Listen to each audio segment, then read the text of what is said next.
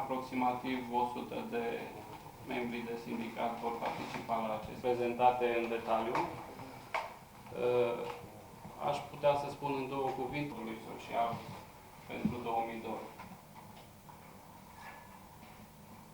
De protest la sediile prefecturilor, iar la București, la sediul Guvernului București, care, odată declanșat, noi credem că nu se... În data de 11 iunie, vă vom informa și mai încolo, pentru că de PNS-ului, respectiv am început să adunăm semnături. Va avea loc acel pichet pe data de 21 la prefectură, azi la București, care probabil se va desfășura pe perioada se va ajunge la grevă generală la nivel național, ceea ce probabil va duce la blocarea prefectului. Trebuie să spun foarte clar că domnul prefect, cel puțin minerii, revendicări generale cu caracter național.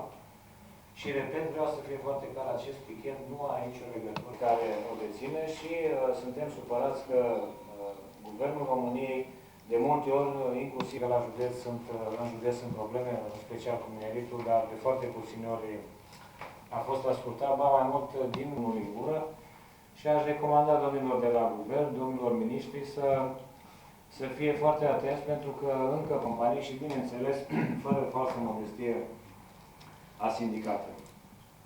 Încă o dată s-a confirmat.